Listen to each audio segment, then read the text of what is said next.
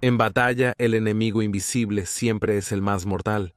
A las 23 horas de la noche del 6 de septiembre, 1776, mientras las colonias del Nuevo Mundo luchaban por su independencia contra Gran Bretaña, el barco de Su Majestad, Eagle, estaba amarrado frente a la isla del Gobernador en el puerto de Nueva York.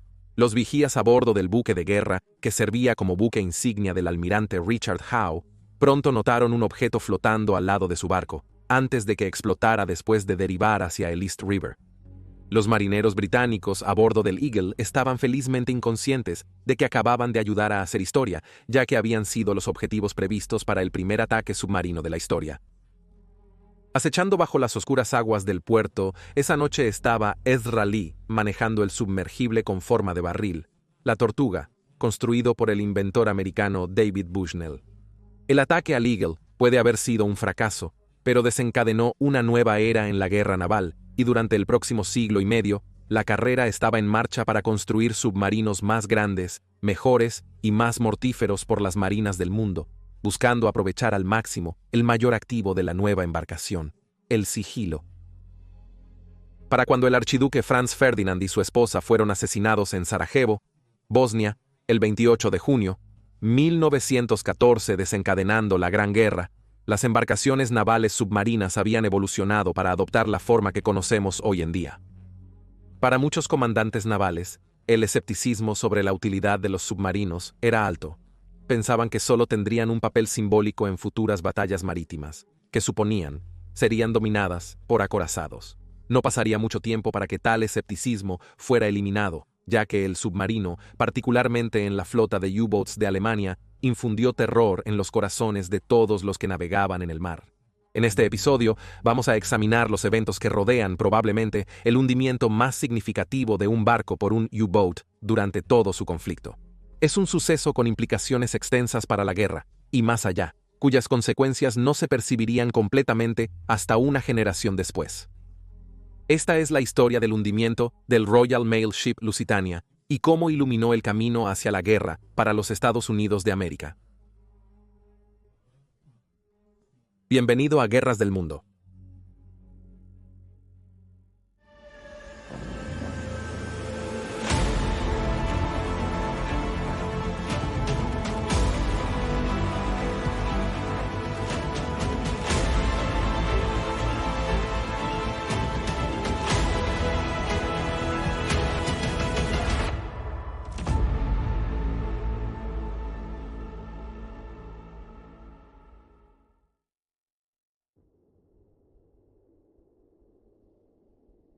En 1904, la Rusia del zar Nicolás II se encontró en guerra con el emergente imperio japonés e instigó un programa de reequipamiento de emergencia para combatir al poder oriental en el Pacífico.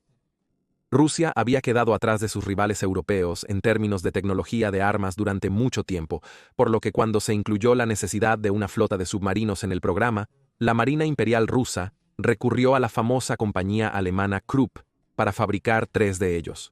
Los 3 submarinos se conocieron colectivamente como Los 3 submarinos se conocieron colectivamente como la clase Carp y medían 39.6 metros o 37.8 metros y 28.0 centímetros de largo, desplazando 210 toneladas en la superficie, y podían sumergirse hasta 29 metros o 29.26 metros y tenían un alcance de 2.320 kilómetros o 2.3 kilómetros, se conocieron colectivamente como la clase Carp y medían 39.6 metros o 37.8 metros y 28.0 centímetros de largo, desplazando 210 toneladas en la superficie, y podían sumergirse hasta 29 metros o 29.26 metros y tenían un alcance de 2.320 kilómetros o 402.3 kilómetros.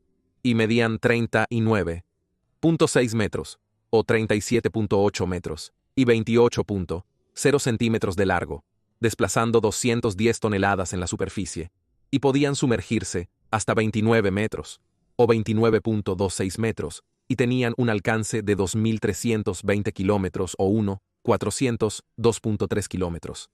Se conocieron colectivamente como los 3 submarinos.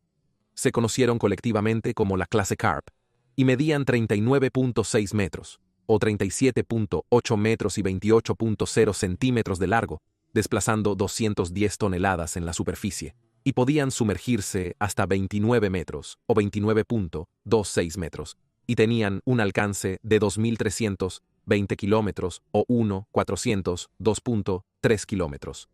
Se conocieron colectivamente como la clase Carp, y medían 39.6 metros o 37.8 metros y 28.0 centímetros de largo, desplazando 210 toneladas en la superficie, y podían sumergirse hasta 29 metros o 29.26 metros, y tenían un alcance de 2.320 kilómetros o 1.402.3 kilómetros, y medían 39.6 metros o 37.8 metros y 28.0 centímetros de largo, desplazando 210 toneladas en la superficie, y podían sumergirse hasta 29 metros o 29.26 metros, y tenían un alcance de 2.320 kilómetros o 1.402.3 kilómetros. El extremo afilado de los Carps eran su único tubo de torpedo de 487 milímetros o 45.7 centímetros y dos torpedos montados externamente.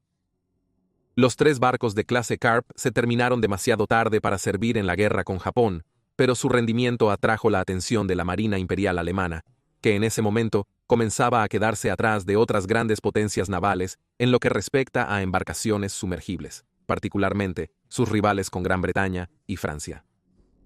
Esto a pesar del hecho de que la industria alemana estaba produciendo diseños tan modernos como los Carps. Por lo tanto, se realizó un pedido a Krupp para construir una clase Carp ligeramente modificada para la Marina alemana, siendo este nuevo barco un poco más grande, con mayor alcance, y sus torpedos todos llevados internamente. Entrando en servicio el 14 de diciembre, 1906 se esperaba que el nuevo buque actuara como punto de partida para una eventual flota de submarinos, que la Marina alemana designó como Unterseeboots, que se traduce al alemán como Unterseeboots. Por lo tanto, para señalar el comienzo de esta revolución naval, la nueva embarcación fue designada como la U-1, con cada embarcación siguiente aumentando el número. En 8 años, la Marina Imperial Alemana se puso rápidamente al día con sus antiguos rivales, empleando 20 submarinos U-boats listos para el combate al estallar la guerra. En ese momento, el rendimiento de tales barcos aumentó a tal nivel que ya se consideraba obsoleto al U-1. Menos de 2 meses después del inicio de la guerra, tuvieron su primera experiencia en combate. El 5 de septiembre, 1914, el crucero explorador de la Marina Real.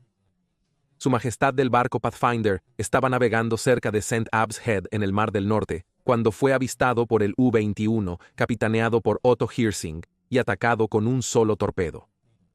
El torpedo impactó cerca de una de las revistas del Pathfinder, y la explosión resultante hundió el crucero en 4 minutos, llevándose a 260 marineros a la muerte en el proceso.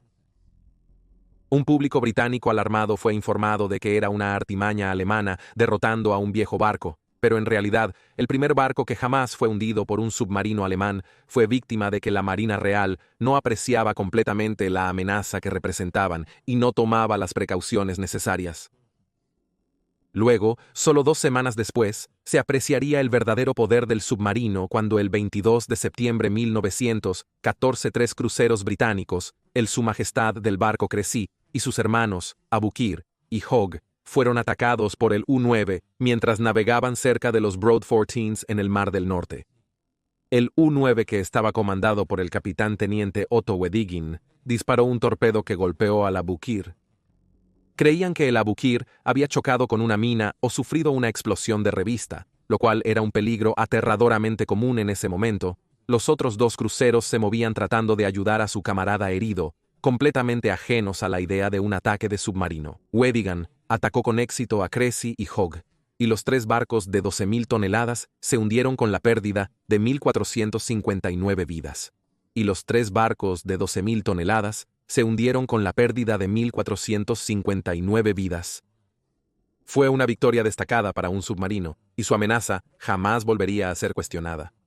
No obstante, hundir buques enemigos es solo una fracción del deber de la tripulación submarina. Era crucial hundir los barcos de carga y transporte enemigos. Los líderes alemanes sabían que, al ser una nación insular relativamente pequeña, Gran Bretaña dependía en gran medida de su imperio para su poder, y dado lo efectivos que estaban demostrando ser los submarinos, no tardaron mucho en formular un plan para someter a Gran Bretaña por hambre, estrangulando sus rutas de envío. En ese momento, con Gran Bretaña bloqueando a Alemania y sin poder igualar la fuerza de la Marina Real, los U-Boats eran la alternativa ideal. Sin embargo, había un problema para las tripulaciones de los submarinos. Aunque la tecnología de su oficio había avanzado considerablemente a lo largo de los años, parecía que las leyes y reglas que regulaban su uso aún estaban siendo debatidas. En cuanto al funcionamiento de los submarinos, se asemejaban más a los cruceros, dado que estos navíos solían desplazarse solos o en grupos reducidos por el mar, persiguiendo embarcaciones mercantes y evitando generalmente enfrentamientos con fuerzas enemigas principales. No obstante, los cruceros no podían atacar barcos a su antojo, debían seguir las normas de la Convención de La Haya de 1899. Primero se requería que los cruceros ordenaran a sus objetivos detenerse, momento en el cual podían ser inspeccionados en busca de materiales que pudieran ser utilizados para apoyar una guerra. Al hallar tales materiales, el barco se volvía un blanco legítimo y podía ser hundido tras ser abandonado por su tripulación o llevado a un puerto aliado para su internamiento. Los cruceros solo podían disparar a sus objetivos sin abordarlos si el barco mercante ignoraba la orden de detenerse. Estas eran las reglas, por lo tanto, bajo las cuales también se esperaba que operaran los submarinos, pero esto, por supuesto, requería que emergieran para hacer conocer su presencia y para realizar una búsqueda que podría llevar horas. Cuando está en la superficie, un submarino pierde su mayor ventaja, su sigilo, y se convierte en un objetivo extremadamente vulnerable, lo cual los británicos aprovecharon rápidamente, desarrollando los Q-ships, buques armados diseñados para imitar a los barcos mercantes para que pudieran disparar y hundir submarinos cuando aparecían. Por ende, los submarinos alemanes atacaban barcos británicos y franceses a su antojo si sospechaban de su involucración en la guerra, sin inspecciones previas. Esto fue un golpe de propaganda para las potencias aliadas, ya que les permitió demonizar a los submarinos a los Estados Unidos neutrales, cuyo público era en gran medida indiferente a la guerra en Europa, o en algunos casos tenía simpatías con Alemania, ya que los Estados Unidos tenían una gran población alemana, así como muchos líderes que veían a Gran Bretaña y Francia como rivales, no aliados.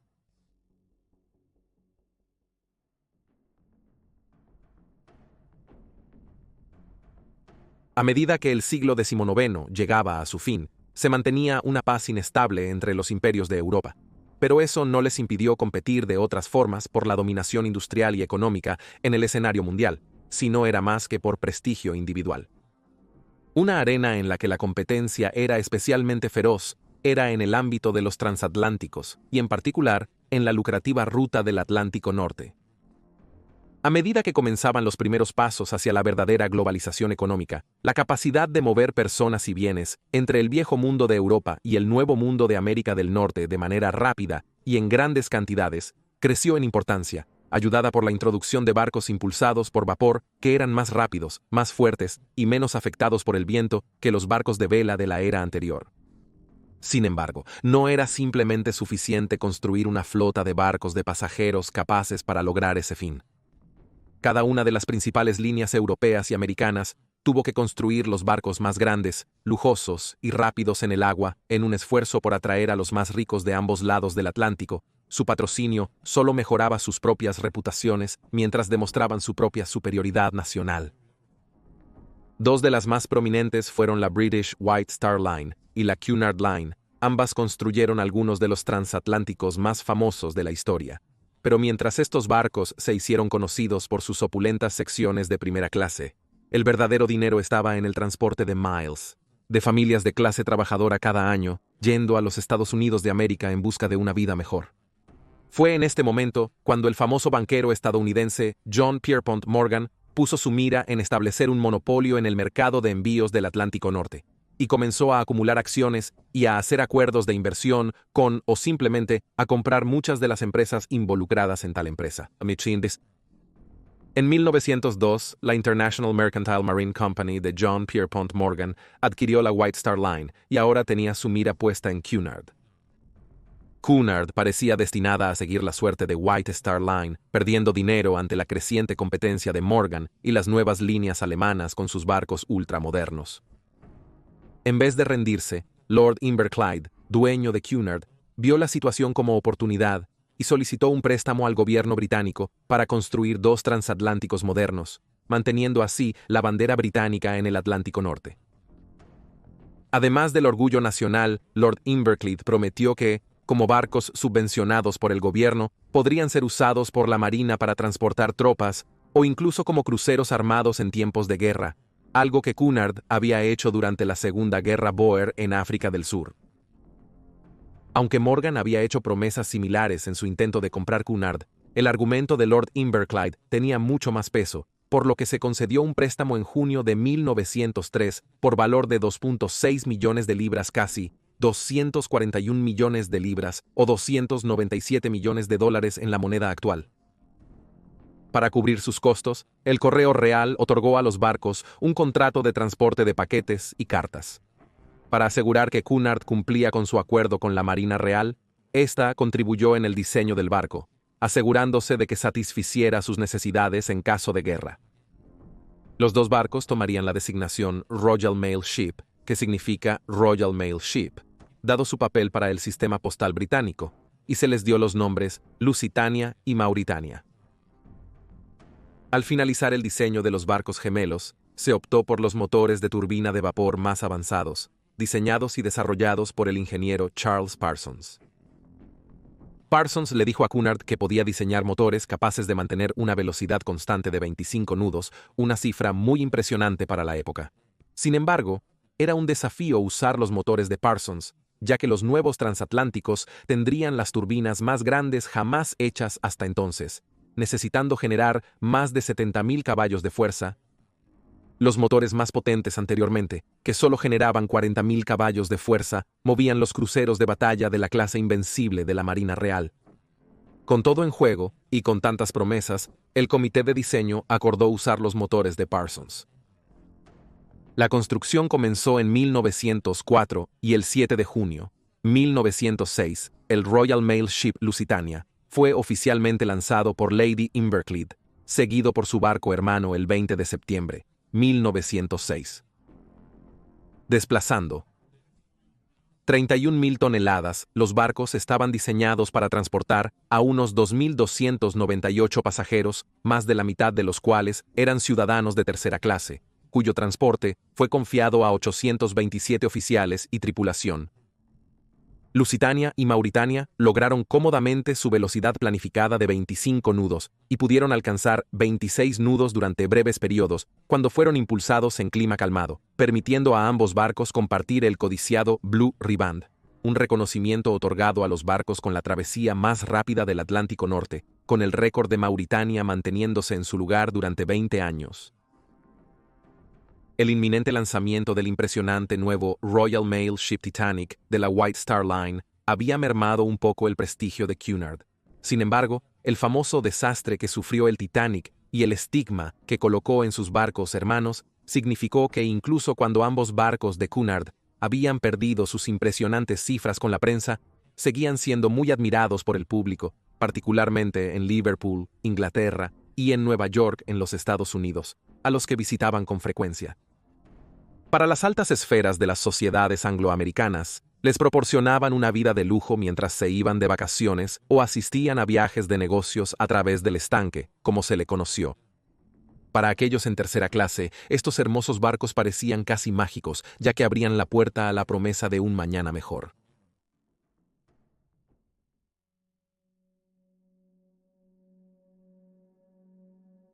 Cuando Europa se incendió en el verano de 1914, se esperaba que se cumpliera el acuerdo de Cunard con el gobierno británico, con ambos transatlánticos siendo asumidos por la Marina Real debido a que su gran velocidad era muy valorada. No obstante, no fue así. La gran velocidad de estos barcos tenía un enorme costo en carbón para los motores de vapor, alrededor de 37.6 toneladas de carbón por hora aceptable en tiempos de paz, dada la vasta industria del carbón de Gran Bretaña, pero no tanto en tiempos de guerra, cuando se necesitaba tanto carbón como fuera posible en otros lugares para alimentar una Marina Real en expansión y una industria británica que estaba siendo reasignada para producir y distribuir armas. Por lo tanto, la Marina decidió abstenerse de requisar los transatlánticos y les permitió continuar con sus tareas regulares, lo que obviamente llevó a cuestionar la seguridad de los transatlánticos para seguir operando. Inicialmente, y bastante comprensiblemente, Cunard experimentó una serie de cancelaciones para sus viajes planeados en el último trimestre de 1914, dado que la potente Marina Real mantenía en su mayoría a los acorazados y cruceros alemanes en el puerto o cerca de la costa alemana. Se decidió que era seguro continuar con la navegación. Esto no implica que la guerra no afectó a los barcos. Las ventas de boletos eran bajas, apenas justificaban sus viajes financieramente. Cunard también había ordenado a los barcos limitar su velocidad a 21 nudos en un esfuerzo por reducir el consumo de carbón como parte de su contribución al esfuerzo de guerra. Aunque incluso a esta velocidad, todavía eran una de las formas más rápidas de cruzar el Atlántico Norte. Aún así, esto resultó ser beneficioso para Cunard, ya que significaba que la sala de calderas número 4 podía ser cerrada, permitiéndoles distribuir a los hombres asignados allí a las otras salas de calderas restantes, o incluso a otros barcos. Esto fue esencial, dada la severa falta de tripulación experimentada en la empresa, debido a que muchos se unieron a la Marina Real para servir al país. Muchos de los que fueron contratados para reemplazarlos carecían de experiencia, y más de uno de los pasajeros habituales notó la aparente caída en el profesionalismo entre ellos, mientras los observaban cumpliendo con sus deberes. Al mando del Lusitania estaba el capitán Daniel Dow, quien anteriormente había comandado el Mauritania durante el cruce en el que había ganado la cinta azul. Proveniente de Castle Bellingham, condado de Louth, en Irlanda, era un oficial experimentado, habiendo navegado con Cunard durante 26 años. Tras la declaración de Alemania de la zona, descubrió que su barco podría ser un objetivo potencial tras declararse las Islas Británicas zona de guerra el 4 de febrero, 1915. Esta presión comenzó a pasarle factura a su mente y cuerpo durante los cruces, y siempre temía un ataque de un submarino, sabiendo que podría llegar sin previo aviso. Esto puede haber llevado a uno de los incidentes más controvertidos relacionados con el transatlántico durante este periodo. Bajo el capitán Dow, el Lusitania partió de Nueva York el 30 de enero, 1915 con destino a Liverpool. El barco llevaba un pasajero particularmente importante, a saber, el coronel Edward Mandell House, uno de los asesores del presidente de los Estados Unidos, Woodrow Wilson, quien viajaba a la Europa devastada por la guerra como parte de un esfuerzo de paz mediado por los estadounidenses. Así, el Lusitania estaba en alta mar al momento de la declaración alemana. Cuando se acercaba a Irlanda, Dow ordenó sustituir la bandera británica por la estadounidense de estrellas y barras, buscando engañar a posibles capitanes de submarinos que avistaran el barco por su periscopio. Sigue siendo objeto de debate cuán efectivo hubiera sido el engaño si el Lusitania hubiera sido avistado, dado que la apariencia del barco y los colores de Cunard eran reconocidos por millones en todo el mundo. Esta misma fama, junto con la presencia de House a bordo, significó que el incidente fue ampliamente reportado en todos los principales periódicos en ambos lados del Atlántico Norte. Provocó una protesta formal de los Estados Unidos, quienes sintieron que Dow no solo había puesto en peligro la navegación estadounidense real, sino que también había socavado el esfuerzo por la paz al arrastrar potencialmente a los Estados Unidos a la guerra. Sin embargo, el gobierno británico rechazó estas afirmaciones y emitió una declaración diciendo que Dow había tomado la decisión de demostrar que había pasajeros estadounidenses neutrales a bordo, incluso afirmando que algunos pasajeros estadounidenses incluso habían exigido que lo hiciera. Reportes indican que un adinerado pasajero estadounidense ofreció comprar el barco al conocer que Alemania había declarado a Gran Bretaña como zona de guerra, con el fin de convertirlo en propiedad de Estados Unidos y protegerlo de ataques. Independientemente de la verdad, este incidente empeoró las relaciones angloamericanas en un momento crucial en el que América aún estaba comprometida a mantener su neutralidad, y cuando salieron informes de que otros barcos británicos hacían lo mismo, llevó a un periodista estadounidense a afirmar famosamente que Britania puede gobernar las olas, pero también ignora las reglas. Al final, ¿fueron simplemente capitanes de mar asustados tomando medidas para proteger sus barcos de otra manera indefensos de la amenaza submarina de los U-boats? ¿O había algo más insidioso ocurriendo? Ahora parece que puede haber sido lo último. El Lord del Almirantazgo de Gran Bretaña era un político ambicioso, bullicioso, calculador, y algunos dirían insensible llamado Winston Spencer Churchill. el mismo hombre que más tarde llevaría a Gran Bretaña a la victoria, en su hora más oscura, en 1940. Churchill insistía en que se debía hacer todo lo posible para involucrar a los Estados Unidos en la guerra, creyendo que esto aceleraría rápidamente la derrota de Alemania y las potencias centrales. Si no se podía seducir a los Estados Unidos para que se unieran a la guerra contra Berlín, tal vez podrían ser persuadidos o incluso arrastrados a ella. Mientras Londres y Washington discutían sobre las consecuencias de la acción de Dow, el 12 de febrero, 1914, Churchill escribió a Walter Runciman, presidente de la Junta de Comercio de Gran Bretaña, destacando la importancia de atraer a la navegación neutral a sus costas para, especialmente, enredar a Estados Unidos con Alemania. Por nuestra parte queremos el tráfico, cuanto más mejor, y si algunos de ellos tienen problemas, aún mejor. Fin de la cita. La última travesía, a raíz del controvertido acto de Dow, Lusitania se convirtió en el objetivo más codiciado para los capitanes de submarinos alemanes que buscaban hacerse un nombre. A principios de marzo de 1915, el U-27 bajo el mando del capitán Leutnant Bernhard Wegener esperó fuera de Liverpool durante la mayor parte de 2 días para que llegara el transatlántico, dejando pasar oportunidades para hundir otros barcos cerca de su posición, por miedo a que esto hubiera asustado a su premio. El 5 de marzo, Wegener se rindió y volvió a Alemania, mientras Dow partía al día siguiente hacia Liverpool en el Lusitania, generando aún más controversia. Parecía que la Marina había organizado una escolta para el Lusitania, pero no pudo localizarla debido a la confusión y a una gran cantidad de sospechas por parte de Dow y Cunard. Las comunicaciones realizadas tanto a la compañía por teléfono como al propio transatlántico por radio fueron ignoradas y tratadas como si espías alemanes intentaran conocer la ubicación del barco, dejando al Lusitania completar el viaje a través de la zona de guerra sin escolta. La Marina estaba furiosa, pero tuvo que aceptar parte de la culpa por la falta de un sistema conciso de comunicación segura entre las dos partes, y que el Lusitania tenía razón al ignorar los mensajes de radio, ya que los submarinos alemanes podrían haberlos interceptado y conocido su posición. Un mes después, las tensiones del servicio en guerra sobrepasaron al capitán Dow, forzándolo a tomar una licencia médica. El capitán William Thomas Turner, quien también había dirigido el Lusitania, Mauritania y Aquitania de Cunard, reemplazó a Dow. Bajo el mando de Turner, el Lusitania partió de Liverpool el 17 de abril, 1915, llegando a Nueva York el 24 de abril. Fue el cruce número 201 del famoso transatlántico por el Atlántico Norte, y como precaución, se ordenó a Turner no izar ninguna bandera en la zona de guerra, mientras que las chimeneas y la superestructura del barco se habían pintado de gris en lugar del distintivo rojo, naranja y negro de Cunard, para hacer el barco menos visible. Mientras el transatlántico se alistaba para su viaje de vuelta, la embajada alemana en Estados Unidos recibió numerosas consultas de estadounidenses, planeando viajar a Gran Bretaña en el Lusitania. Buscaban garantías de que Alemania no apuntaría al Lusitania, pero en cambio, la embajada emitió una advertencia en más de 50 periódicos estadounidenses de que los estadounidenses dispuestos a viajar en barcos británicos lo hacían bajo su propio riesgo. Para enfatizar aún más este punto, la advertencia a menudo se imprimía junto a anuncios que vendían boletos para el Lusitania. No obstante, la advertencia fue criticada por muchos, incluyendo al capitán Turner.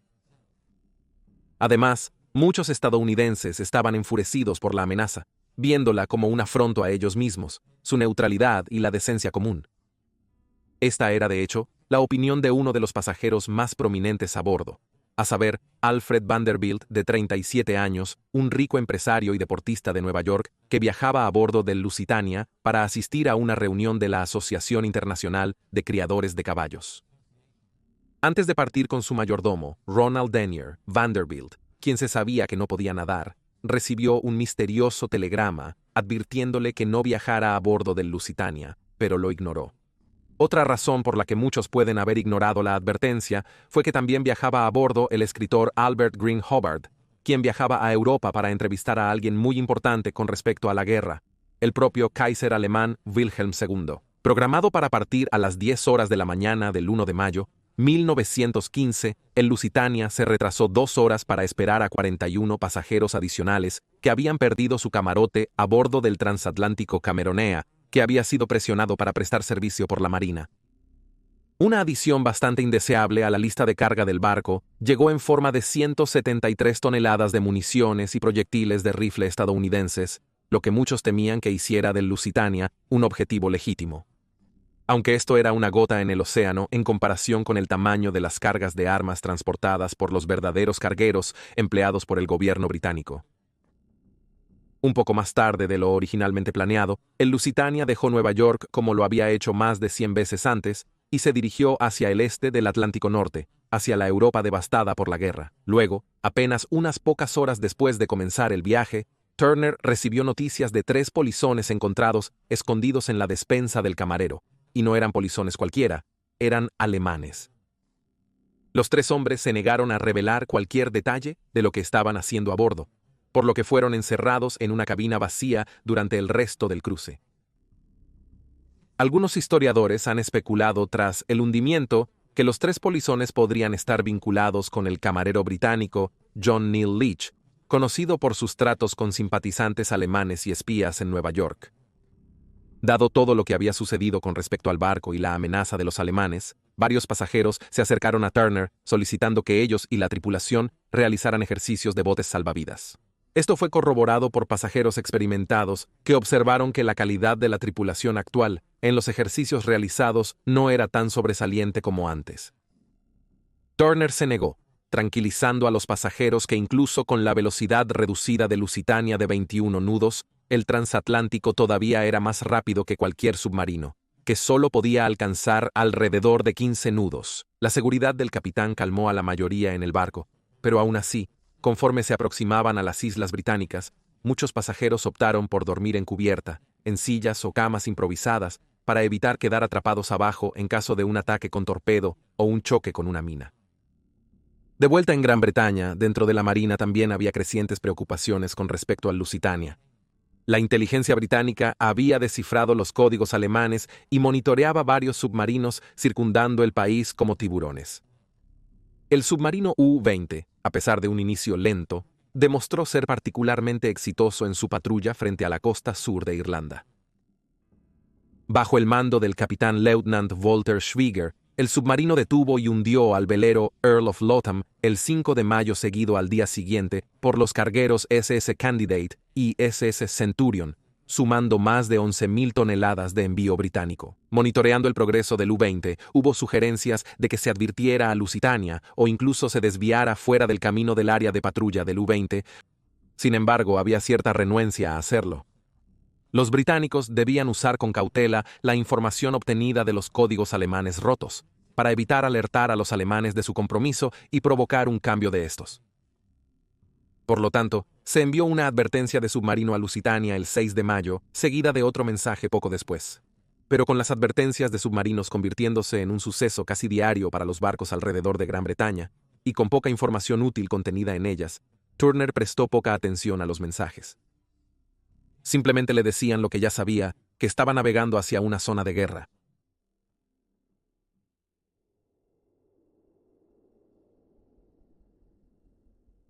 En la mañana del 7 de mayo, 1915, los pasajeros a bordo del Lusitania despertaron ante la vista del mar que los rodeaba, cubierto por una espesa niebla.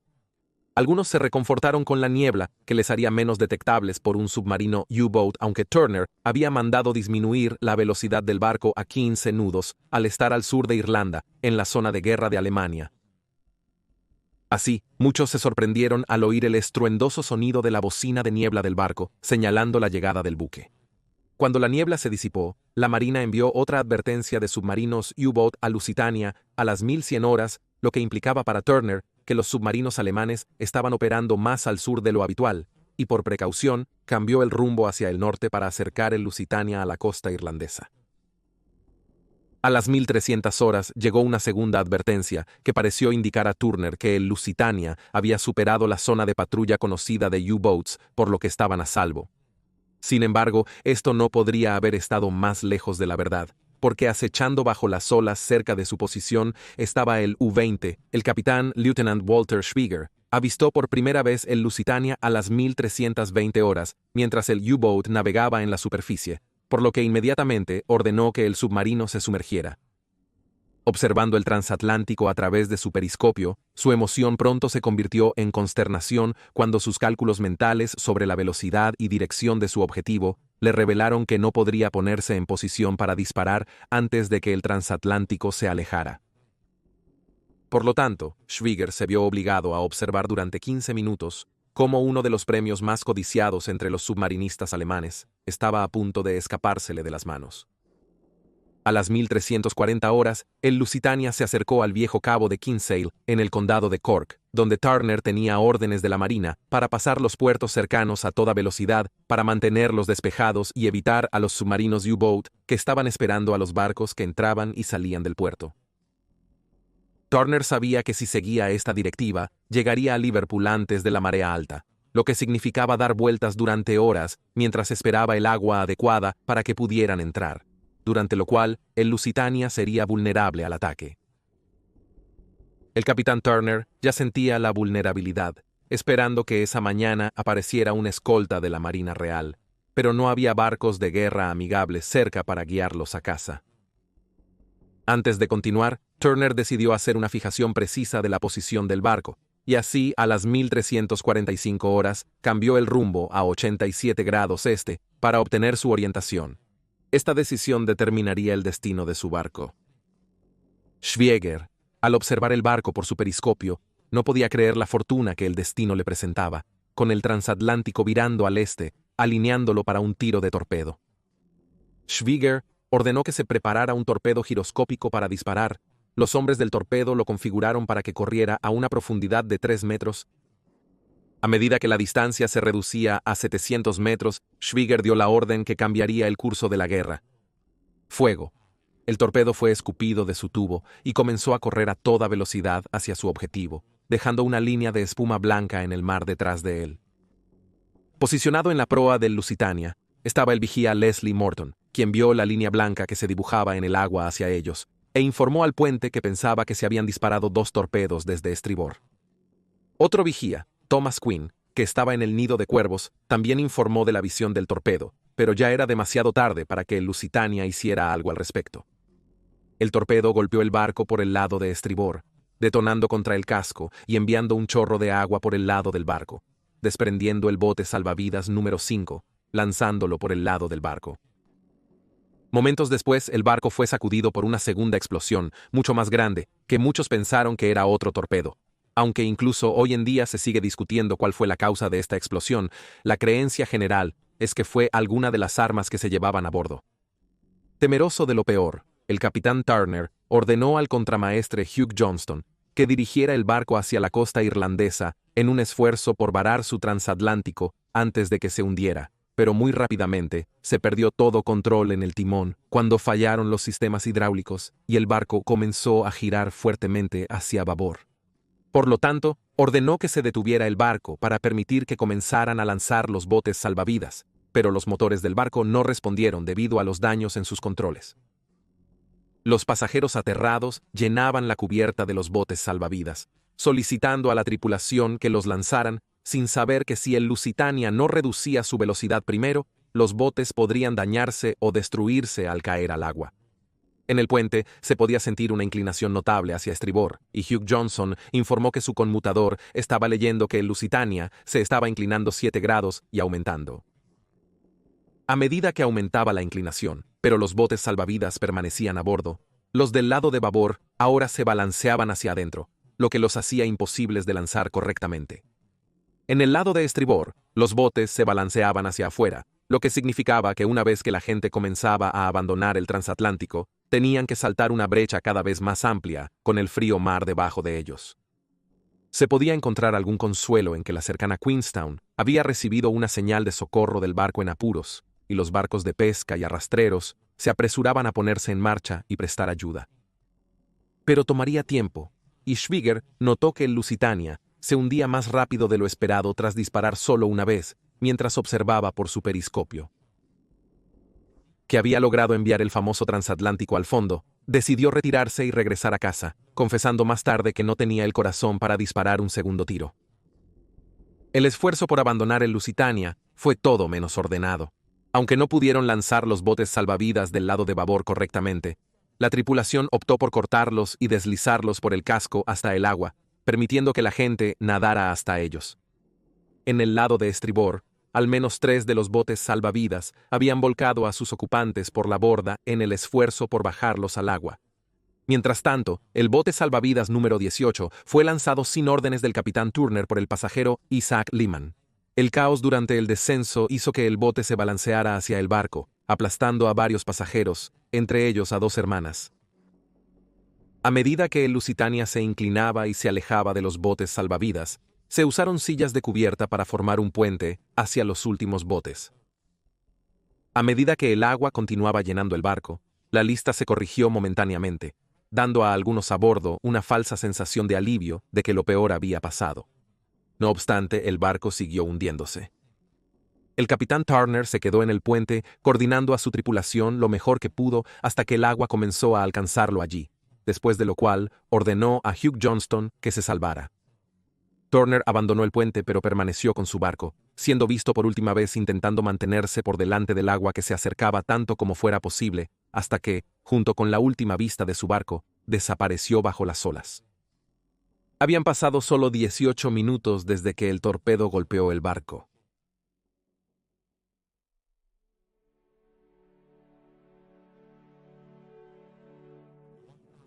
«1.960 personas entre pasajeros y tripulación estaban en el Lusitania cuando el torpedo de Schwieger lo golpeó.